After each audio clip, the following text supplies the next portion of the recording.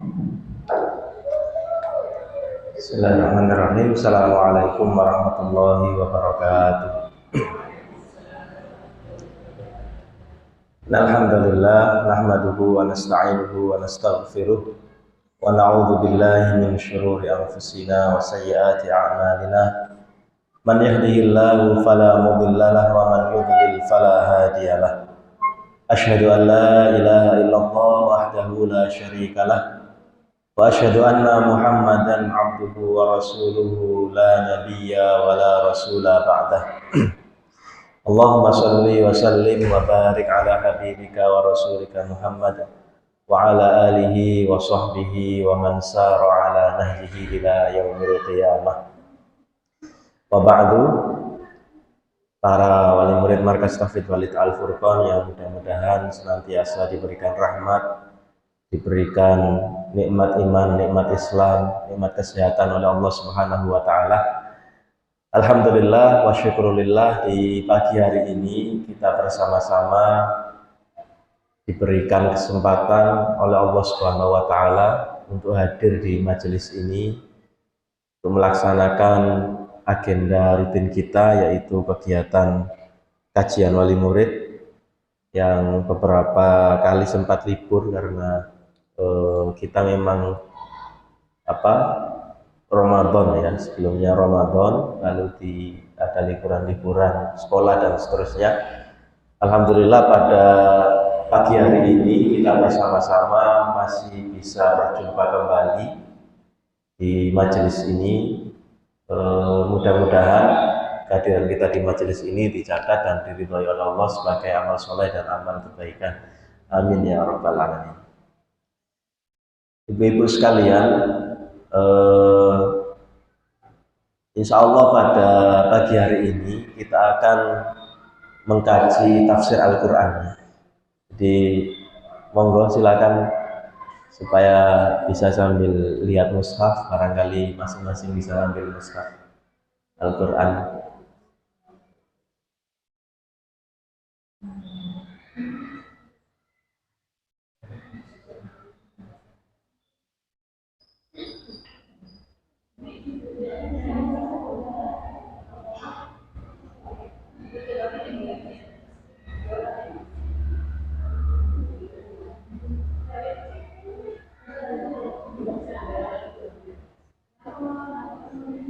Ya, mushafnya banyak yang sudah terkelupas. Kita akan mengkaji tafsir surat Al-Infitor. Ya, terakhir saya ingat di catatan saya itu dalam ini ya kajiannya untuk yang tafsir ini, kalau di dokumen tesis saya itu bulan Oktober tahun 2022 itu ada rekamannya. Jadi hari ini kita akan melanjutkan kajian tafsir Ibnu Katsir ya. Kita terakhir dulu sampai surat Al-Infitor ayat 1 sampai ayat 12. Nah, ini sudah kita bahas ya. Jadi Al-Infitor 1 sampai 12 ini terakhir sudah kita kaji terkait gambaran bagaimana peristiwa yang terjadi ketika hari kiamat tiba. Kemudian di bagian berikutnya Allah membicarakan mengenai bagaimana penciptaan manusia, dan juga di ayat 11 sampai 12 itu Allah, atau mulai ayat 10 ya, itu Allah berbicara atau menjelaskan bahwa untuk setiap manusia itu ada dua malaikat ya, atau ada para malaikat yang mencatat amalan mereka yang disebut dengan kiraman katibin ya'lamuna ma taf'alun. Jadi para malaikat yang mulia yang ditugaskan untuk mencatat amalan-amalan kita, ya'lamuna ma taf'alun, para malaikat itu mengetahui apa saja yang kita kerjakan. Nah, pada pagi hari ini kita akan melanjutkan tafsir dari ayat ke-13 sampai ayat terakhir dari surat Al-Infitor ini, yaitu ayat ke-19. Dan nanti kalau waktunya cukup kita nyebrang ya ke surat Al-Mutaffifin ayat pertama sampai ayat ke-6. Baik, untuk mengawali kajian kita di pagi hari ini, mari kita baca bersama-sama surat Al-Infitor ya. Kita baca saja dari awal sampai akhir ya. A'udzu billahi minasy syaithanir rajim. Bismillahirrahmanirrahim. Idzas samaa'un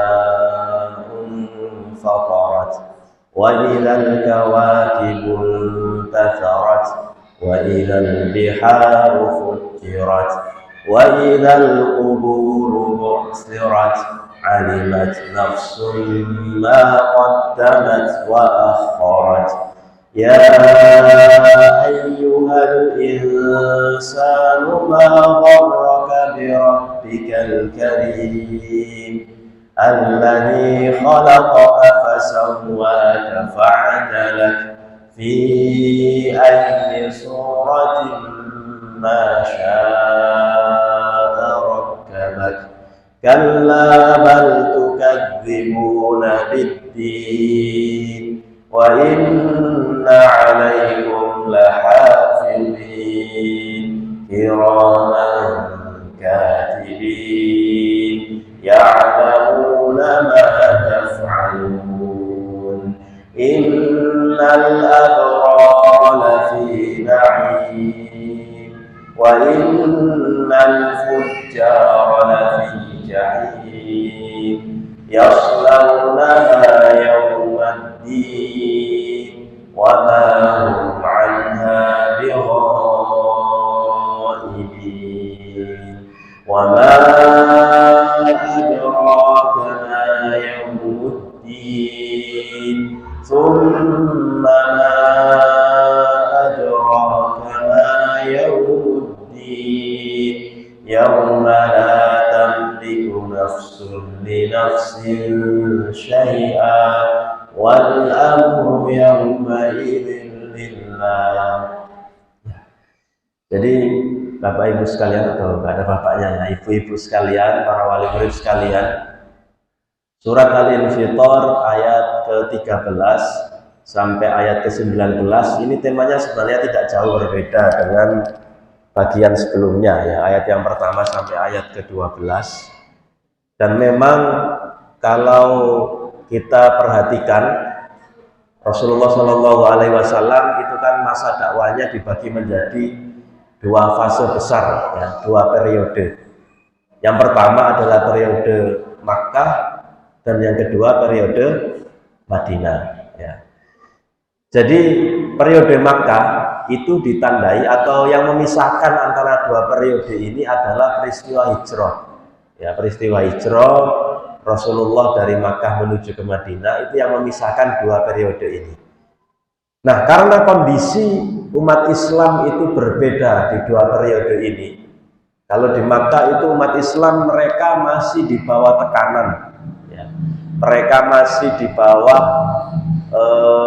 kekuasaan orang-orang kafir Quraisy, sehingga mereka tidak bebas menentukan nasibnya sendiri, atau ketika melakukan aktivitas ya, bahkan yang sifatnya privasi ibadah sekalipun mereka itu ditekan, apalagi kalangan dari orang-orang yang tidak memiliki pelindung ya, kalangan orang-orang budak, kalangan orang-orang mustad'afin, itu mereka tidak bebas menjalankan agamanya.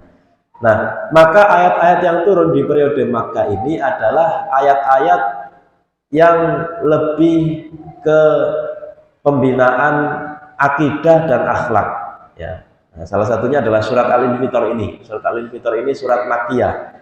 Sehingga ayat-ayat yang turun kalau kita baca juz 30 ya, juz 30 itu kebanyakan isinya surat-surat Makkiyah. Jadi yang dibicarakan ya tema-tema yang tidak jauh dari akidah. Ya, akidah di situ termasuk mulai dari perintah untuk beriman kepada Allah, ya, kepada malaikat, kitab-kitab, pokoknya rukun iman itu termasuk diantaranya adalah tentang ayat-ayat yang berhubungan dengan kejadian hari akhir. Ya, dan nanti umat manusia itu setelah mati akan mendapatkan balasan apa? Nah, Nah, itu tema-tema dari surat atau surat-surat Makkiyah. Begitu juga dengan akhlak. Jadi di Makkah itu dibina akhlaknya, mulai dari akhlak kejujuran, kemudian akhlak berbuat baik kepada orang tua dan seterusnya. Nah, itu ayat-ayat yang terkait dengan surat-surat Makkiyah. Nah, kita kembali ke sini. Jadi di ayat ini mulai 13 sampai 19 ini berbicara tentang mengenai balasan bagi orang-orang yang beriman dan balasan bagi orang-orang yang membangkang perintah Allah. Baik, kita mulai pembahasannya. Penulis kitab ini Imam Ibnu Katsir menjelaskan yukhbiru ta'ala amma yasirul abrara ilaihi minan na'im wa humul ladzina ata'ullaha azza wa jalla wa lam yuqabiluhu bil ma'asi. Allah Ta'ala mengabarkan mengenai bagaimana kesudahan itu apa ya? Bagaimana nasib al-abrar, orang-orang yang baik. Nah, orang-orang yang baik ilaihi kepada Allah minan na'im berupa kenikmatan yang akan mereka dapatkan di akhirat. Siapa itu yang dimaksud dengan al-abrar? Orang-orang yang baik ini wa humul ladzina ata'ullaha azza wa jalla wa lam yuqabiluhu bil ma'asi, yaitu orang-orang yang taat kepada Allah azza wa jalla wa lam yuqabiluhu bil ma'asi, dan mereka tidak menghadap Allah Subhanahu wa taala itu dengan membawa perbuatan maksiat. Nah, disebutkan ya di salah satu riwayat dari Ibnu Umar dari Nabi Shallallahu Alaihi Wasallam, beliau bersabda, innama sammahumullahu al-abrara li'annahum barrul aba wal abna. Nah, ini salah satu tafsiran yang disebutkan Nabi Muhammad sendiri. Mengapa disebut di sini al-abrar? Ya, al-abrar, barro ya biru itu artinya berbuat baik. Mengapa di ayat ini, di ayat ke-13 dari surat Al-Infitar ini disebut al-abrar? Dikatakan oleh Rasulullah, mereka yang ada di ayat ke-13 itu disebut dengan al-abrar karena mereka adalah orang-orang yang berbuat baik kepada siapa? Al-aba. Al-aba itu jamak dari kata abun.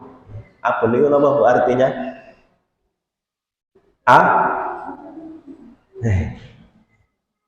ini ya, belum ngantuk ya. Ini masih jam 8.44. Abun itu apa artinya? Ayah.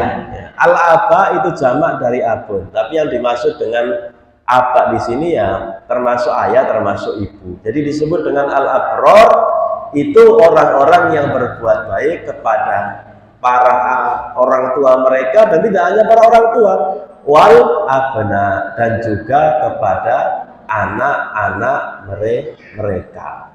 Ya. Semua orang pasti punya orang tua, ya. Semua orang pasti punya orang tua. Nah, ayat ini menjelaskan bahwa, atau penafsiran Rasulullah mengatakan bahwa al-abrar itu secara umum orang-orang yang baik, yang taat terhadap perintah Allah Subhanahu wa taala, khususnya orang-orang yang mau berbuat baik kepada ayah mereka, kepada para orang tua mereka, wal abna, dan kepada anak-anak mereka. Artinya tidak hanya aspek ibadah kepada Allah saja, tidak hanya aspek ibadah ritual, ya, orang-orang baik yang akan mendapatkan nikmat di akhirat kelak, tetapi juga dari aspek hubungan keluarga, dari aspek sosial, yaitu orang-orang yang berbuat baik kepada anak-anak mereka dan juga kepada orang tua mereka. Ya, karena ngapunten, ada orang itu yang ketika sama anaknya sangat sayang, ya, sangat peduli, tapi kepada orang tuanya kadang tidak akur. Ya. Mudah-mudahan kita semua di sini nggak masuk yang kategori itu, Pak. Ya. Jadi memang berbuat baik kepada orang tua itu kan salah satu perintah yang sangat ditekankan oleh Allah Subhanahu wa taala.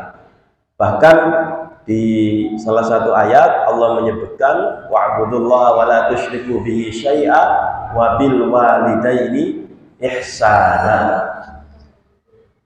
Beribadalah kepada Allah wa la tusyriku bihi syai'a, dan jangan sekali-kali kamu menyekutukannya dengan sesuatu apapun. Nah, setelah perintah beribadah kepada Allah, Allah menyebutkan wabil walidaini ihsana, dan kepada kedua orang tuamu itu kalian harus berbuat baik. Rasulullah bahkan menyebutkan dalam salah satu hadis roghima anfu rajulin, sampai 3 kali ya. Roghima anfu itu kalau bahasa sini, bahasa orang Betung itu apa ya, cingore buntung, hidungnya buntung, itu bahasa kiasan sangat celaka ya. Rohima anfurojulin, Rasulullah mengungkapkan 3 kali, sangat celaka seseorang, sangat celaka seseorang, sangat celaka seseorang. Siapa yang celaka itu? Rasulullah menyebutkan man adraka walidahu walam yadkhul al jannah, atau kama qala sallallahu alaihi wasallam. Intinya orang yang menangi ya kalau bahasa kita, orang yang mendapati kedua orang tuanya tapi dia tidak bisa masuk surga. Nah, artinya berbuat baik kepada kedua orang tua itu merupakan salah satu perintah yang sangat ditekankan oleh Allah Subhanahu wa taala. Begitu pula dengan al-abna ya, berbuat baik kepada anak. Kalau berbuat baik kepada orang tua itu ya kita wujudkan dengan berbakti kepada mereka, bersikap lemah lembut kepada mereka. Bahkan di Al-Quran itu disebutkan di surat Luqman ya, wa in jahadaka 'ala an tusyrika bi ma laysa laka bi ilmun fala tuti'huma wa shahibhuma fid dunya ma'rufa. Seandainya orang tua kamu itu ya memaksamu untuk menyekutukan Allah ya, maksudnya orang tuanya itu kafir ya, non muslim, itu Allah menyebutkan fala tuti'huma. Nah, boleh tidak taat kalau kita dipaksa untuk berbuat maksiat, dipaksa untuk berbuat syirik. Tapi apa? Wa shahibhuma fid dunya ma'rufa. Tetapi tetap meskipun orang tua kamu musyrik, orang tua kamu kafir, kamu tetap punya kewajiban untuk berbuat baik kepada mereka berdua. Jadi ketika masih hidup ya maka kita berbuat baik secara langsung kepada mereka. Nah, bagaimana ketika orang tua sudah meninggal? Ya tetap kita masih bisa berbuat baik kepada mereka dengan mendoakan mereka itu ya. Kemudian menyambung sanak kerabat atau menyambung sahabat-sahabat orang tua kita yang dulu semasa hidup itu merupakan orang-orang yang dekat dengan orang tua ya, supaya tidak terputus kita sambung hubungan dengan mereka. Lalu yang penting juga adalah melaksanakan cita-cita mereka yang belum tercapai ya, melaksanakan cita-cita mereka yang belum tercapai. Nah, ini penafsiran dari Rasulullah terkait al-abna. Lalu al-abna ya, berbuat baik kepada anak. Bagaimana wujudnya? Wujud yang paling real, wujud yang paling nyata adalah tentu saja dengan memberikan pendidikan yang baik kepada anak-anak kita ya. Jadi mengajari anak, mendidik anak itu insya Allah sudah paham semua ya, kita yang ada di sini. Itu tugas siapa? Sekolah atau orang tua? Nah, tugas utama orang tua. Sekolah itu sebenarnya tugasnya ya hanya membantu saja. Bagaimana membantu orang tua agar anak-anak yang mereka lahirkan itu bisa menjadi anak-anak yang berkualitas, itu merupakan tugas dari lembaga pendidikan. Tetapi kewajiban utamanya itu tetap kewajiban orang tua. Nah, pernah di suatu waktu ada salah seorang atau orang tua ya, orang tua yang mengadukan anaknya kepada Sayyidina Umar bin Khattab. Wahai Khalifah, anak saya ini merupakan anak yang sangat nakal sekali gitu ya. Tidak sanggup mendidik anaknya lagi, orang tua itu tadi. Nah, Kemudian didatangkan anaknya. Kok bisa seperti itu? Ternyata anaknya sendiri mengaku bahwasanya orang tuanya itu ternyata memang tidak mendidik anaknya dengan baik. Mulai dari pertama memilihkan ibu untuk dia. Kok bisa memilihkan ibu? Memilihkan ibu itu maksudnya ketika memilih istri, ya itu orang tuanya tidak selektif. Pokoknya dilihat apa ya? Ya kinclong. Sekarang apa? Kelihatan glowing gitu. Langsung ya, langsung tertarik, langsung dilamar. Nanti perhatikan akhlaknya. Anak itu ngomong, anaknya mengadukan sendiri kepada khalifah. Bagaimana saya nggak jadi rusak kayak gini? Orang tua saja juga, orang tua saya juga nggak bisa mendidik saya dengan baik. Ibu saya itu diambilkan dari wanita-wanita yang kurang baik. Kemudian ngasih nama saya juga sembarangan, gitu ya. Ngasih nama saya sembarangan. Di hadis itu diriwayatkan namanya itu ju'al. Ju'al itu kalau diartikan kecoa, gitu. Nah, masa ada anak diberi nama kecoa? Kalau saya dengar ada cerita juga, katanya di daerah mana gitu ya, anaknya itu dikasih nama keletong. Ini kan berarti orang tua kurang perhatian. Nah, sehingga ya sebelum anaknya durhaka terhadap orang tua, sebenarnya orang tuanya itu durhaka terhadap anaknya karena tidak bisa mendidik anaknya dengan baik. Nah, jadi itu tafsir dari ayat ke-13. Kita lanjutkan. Sebaliknya, ketika orang-orang yang mendapatkan atau orang-orang yang berbuat baik, khususnya orang-orang yang berbuat baik kepada ayah, kepada orang tua dan kepada anaknya itu diberikan kenikmatan, sebaliknya wa innal fujjara lafi jahim. Tsumma dzakara ma yasiru ilaihil fujjar minal jahimi wal adzabil muqim. Allah menyebutkan bagaimana kesudahan al-fujjar. Fujjar itu orang-orang yang berbuat buruk, orang-orang yang membangkang. Minal jahimi wal adzabil muqim, berupa jahim. Jahim itu neraka, salah satu jenis neraka. Wal adzabil muqim, dan azab al muqim, al azab yang kekal, azab yang tiada hentinya. Nah, ini gambaran bagi orang-orang yang membangkang perintah Allah Subhanahu wa ta'ala. Walihada qala yaslaunaha yaumaddin aw yaumal hisabi wal jazai wal qiyamah.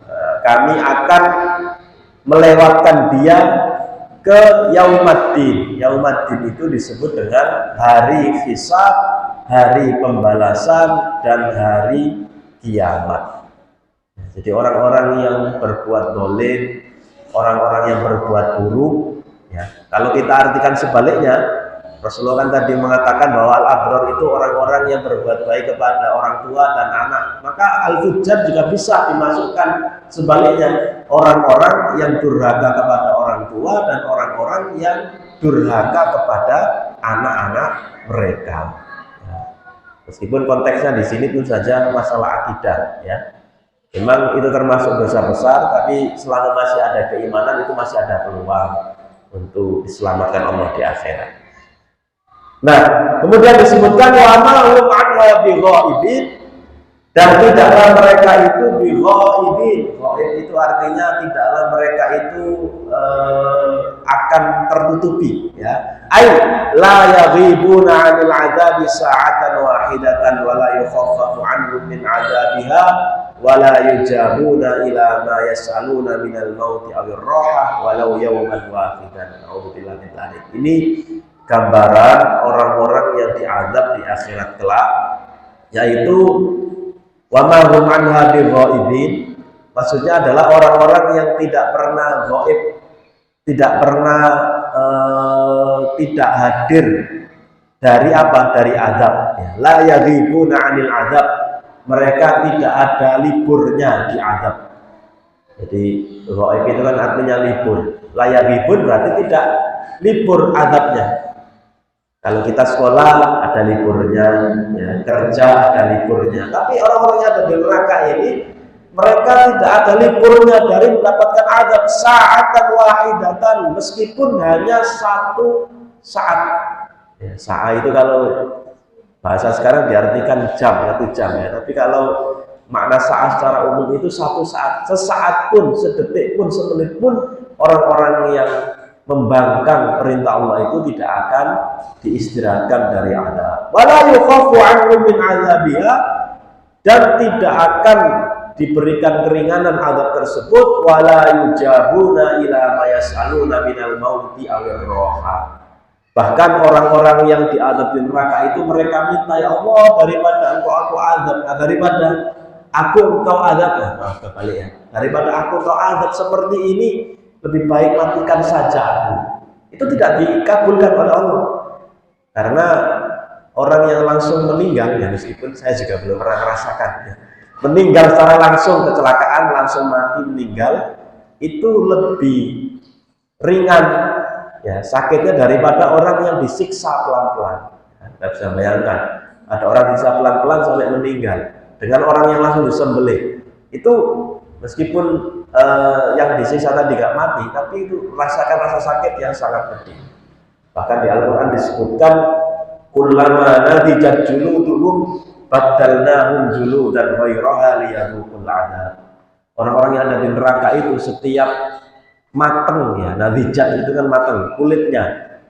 Kita bisa bayangkan kita manggang ayam atau manggang ikan, itu kalau kulitnya sudah mateng atau sudah ya mateng ya, kalau dipanggang terus itu kan akhirnya gosong ya, kan ikannya akhirnya nggak bisa dimakan.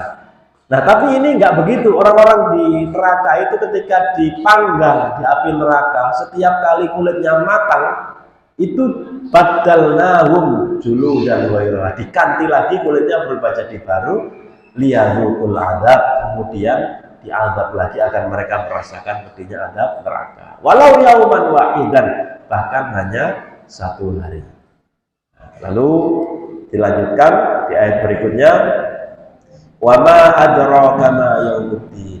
Allah berfirman, apakah engkau tahu apa itu yaumuddin, hari kebangkitan?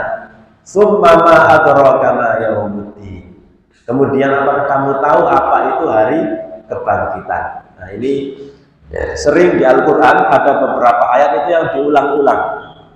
Al-Qari'ah mal Qari'ah.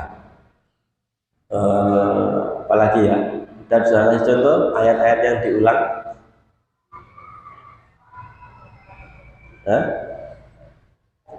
Surat An-Naba ya, amma tas'alun 'anil naba'il 'azim alladzi fihi mukhtalifun kalla saya'lamun summa kalla saya'lamun. Nah, adanya pengulangan kalimat di dalam Al-Quran itu menunjukkan bahwa ini merupakan sesuatu yang penting. Surat Ar-Rahman misalnya itu kan diulang-ulang. Apa yang diulang? Fa bi ayyi ala'i rabbikuma tukadziban. Nikmat apa ya yang engkau dustakan wahai jin dan manusia? Itu kan diulang berkali-kali. Itu kan sesuatu yang penting. Nah, seperti itu juga di ayat ini, wa ma adraka ma yaumuddin summa ma adraka ma yaumuddin. Dia menyebutkan, tahukah engkau apa itu hari kiamat? Kemudian tahukah engkau apa itu hari kiamat? Beliau menyebutkan di sini alasannya adalah ta'zimun li sya'ni yaumil qiyamah. Nah, ini menunjukkan bahwa hari kiamat itu sesuatu yang sangat agung. Jadi kalimat pertanyaan di sini bukan pertanyaan yang membutuhkan jawaban, tetapi pertanyaan yang menunjukkan penegasan tentang hal yang akan ditanyakan. Summa fassarahu biqaulihi. Nah, lalu Allah menjelaskan mengenai yaumuddin itu di ayat berikutnya ya, langsung dijelaskan. Yauma la tamliku nafsun li nafsin syai'a wal amru yauma idzin lillah. Ay la yaqdiru wahidun ala naf'i ahadin wa la khalasahu mimma huwa fihi illa an ya'dzanallahu liman yasha'u wa yarda. Pada hari itu tidak ada yang mampu ya, tidak ada yang mampu ala naf'i ahadin untuk memberikan manfaat bagi orang lain, wala khalasahu mimma huwa fihi ya, wala khalasahu mimma huwa fihi, dan jika tidak ada orang yang mampu menyelamatkan dirinya ya, dari apa yang dia hadapi, illa an ya'dzanallahu liman yasha'u wa yarda, kecuali bagi orang-orang yang diizinkan dan diridhoi oleh Allah Subhanahu wa taala. Jadi di akhirat itu nanti nggak ada ceritanya apa istilahnya Pak Anies gitu ya, ordal. Ordal itu apa? Orang dalam itu nggak ada. Kalau kita di dunia ini kan kalau untuk sesuatu tertentu itu biasanya sulit kalau nggak pakai orang dalam. Giliran pakai orang dalam bisa gampang jalannya. Tapi nggak ada ceritanya di akhirat itu kita nyuap orang. Ya kalau pengadilan dunia mungkin ya, pengadilan kasus-kasus tertentu nyuap hakimnya, akhirnya hakimnya memutuskan di pengadilan bahwa yang bersalah itu tidak bersalah, sebaliknya yang tidak bersalah diputuskan bersalah, bisa dibolak-balik. Tapi di akhirat tidak ada seperti itu. Dan tidak ada salah siapapun yang mampu untuk memberikan manfaat, untuk menolong orang lain, bahkan menolong dirinya sendiri, kecuali orang-orang tertentu yang diizinkan oleh Allah Subhanahu wa taala. Nah, dulu sudah kita bahas ya ketika membahas tafsir surat Abasa, yauma yafirul mar'u min akhi wa ummihi wa abi wa sahibatihi wa bani likulli imri'in minhum yauma idzin sya'nu yughni. Di hari itu diceritakan ada seorang bapak datang kepada anaknya ya. Dia nanya ke anaknya, "Nah, dulu di dunia ini bapak gimana?" "Ya Allah Pak, jenengan niku bapak sing sae, tiyang sepah sing sae, jenengan didik kula kelawan sae. Tapi ngapunten," ngoten dari bapaknya sudah ngomong, "Ya begini Nak, kalau begitu apakah kamu bisa memberikan pertolongan kepada bapak, karena sekarang bapak sedang menghadapi ujian yang sangat berat, menghadapi hari hisab." Gitu ya. Orang tersebut kemudian mengatakan, "Memang jenengan biyen saya, tapi kula mboten saged kelantai napa-napa, nggak bisa memberikan pertolongan apapun." Ada istri datang ke suami yang juga seperti itu, suami datang ke istrinya juga seperti itu.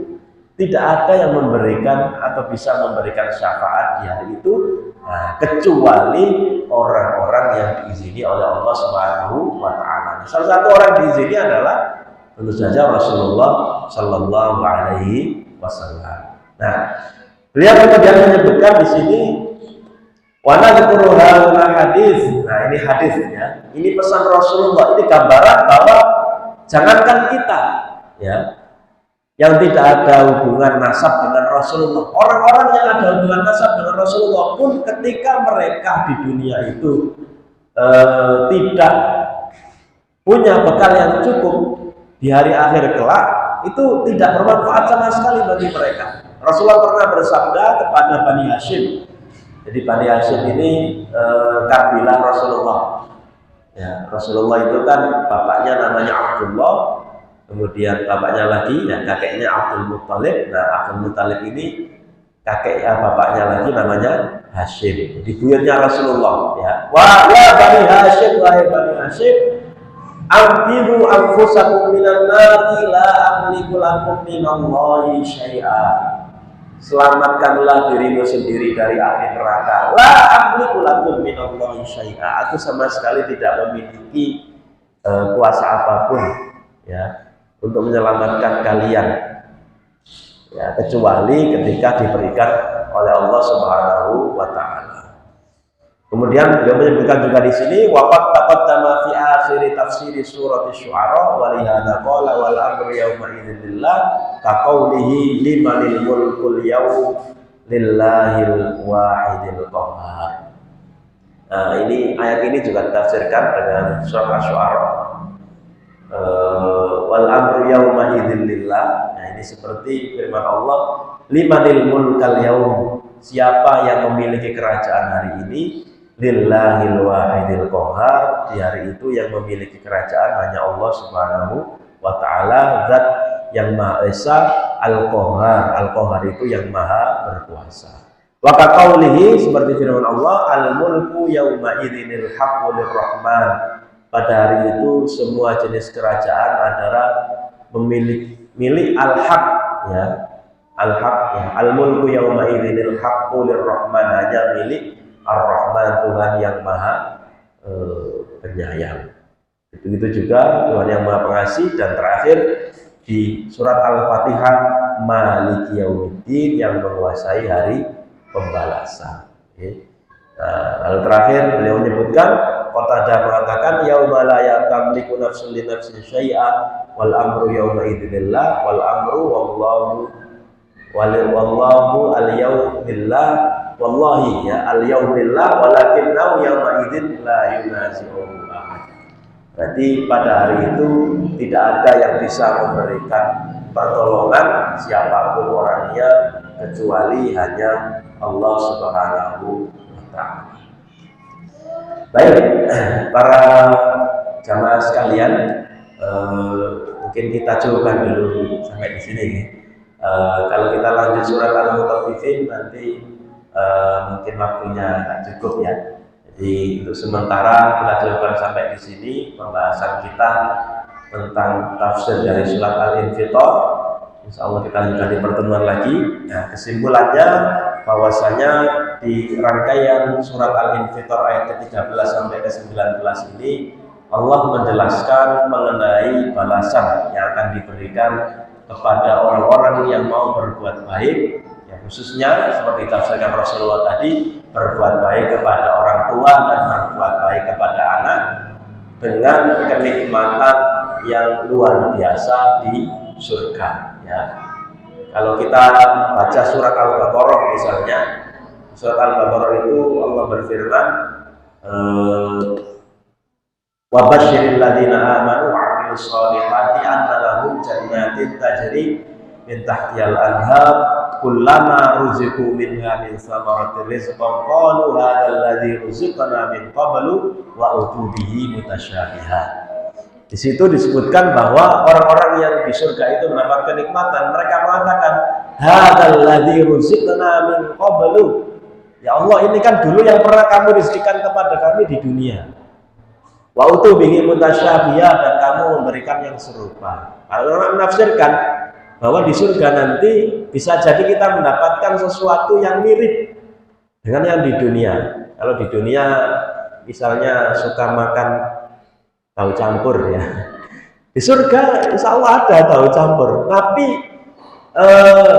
yang mirip itu hanya namanya ya, rasanya kemudian ukurannya itu berbeda. Lebih nikmat yang ada di surga. Yang di sini suka apa lagi ya, pecel lele ya, sate, macam-macam, buah-buahan ya, buah pir, buah anggur, buah nanas, mungkin di surga juga ada kalau berdasarkan ayat itu ya, tapi ukuran kemudian rasa dan kualitasnya berbeda dengan yang kita nikmati selama kita hidup di dunia. Nah, ini kenikmatan yang diberikan Allah kepada orang-orang yang mau beriman dengannya. Sebaliknya, Allah menjelaskan bahwa orang-orang yang durhaka kepada Allah Subhanahu wa taala akan dimasukkan ke dalam neraka Jahim, yang di sana mereka tidak henti-hentinya untuk diazab, dan yang bisa memberikan pertolongan kepada kita di akhirat kelak hanya Allah Subhanahu wa taala. Demikian yang bisa saya sampaikan di kesempatan kali ini. Sebelum saya akhiri, ada yang ingin ditanyakan atau didiskusikan? Ya, Allah.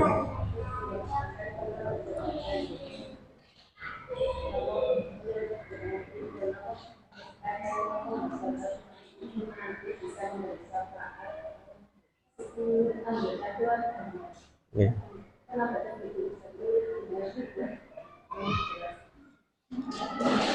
Oke.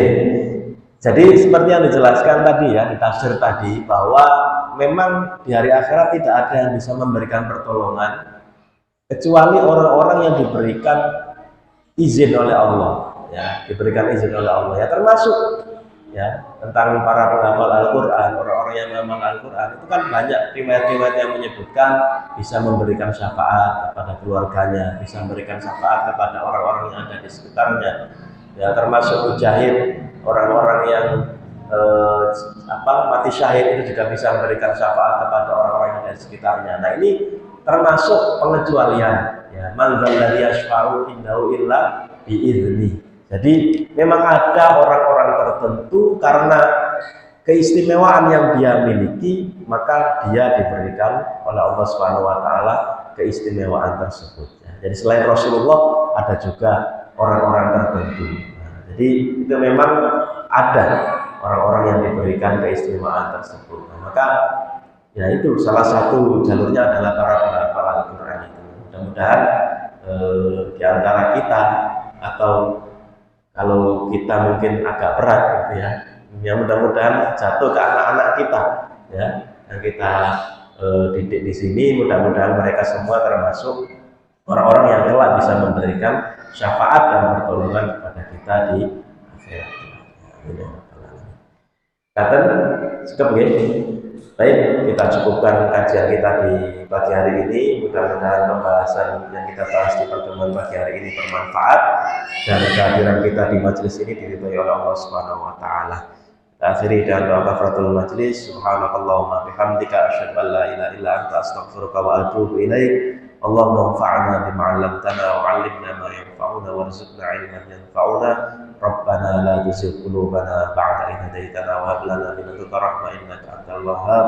Rabbana hab lana min azwajina wa dhurriyyatina qurrata a'yun waj'alna lil muttaqina imama. Rabbana atina fid dunya hasanah wa fil akhirati hasanah wa qina 'adzabannar. Sallallahu alaihi wa sallam. Assalamualaikum warahmatullahi wabarakatuh.